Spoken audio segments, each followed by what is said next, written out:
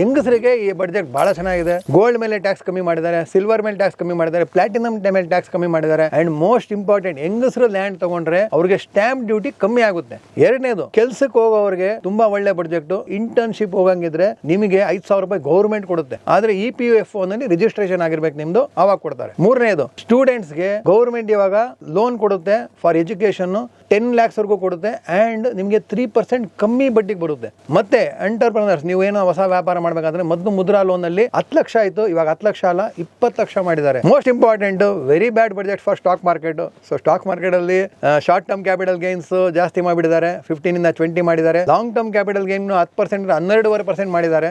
And F&Oಗೆ tax ಇರಲಿಲ್ಲ, so ಅದಕ್ಕೂ security transaction ಜಾಸ್ತಿ ಹಾಕಿದ್ದಾರೆ. So over all A good budget, not A good budget for middle class. ಯಾಕಂದ್ರೆ standard deduction ಮಾತ್ರ ಜಾಸ್ತಿ ಮಾಡಿದ್ದಾರೆ, 50,000 ಇಂದ 25,000. ಇನ್ಕಮ್ ಟ್ಯಾಕ್ಸ್ ರೇಟ್ಸ್ ಕಮ್ಮಿ ಮಾಡಿಲ್ಲ. So this is the gist of this budget.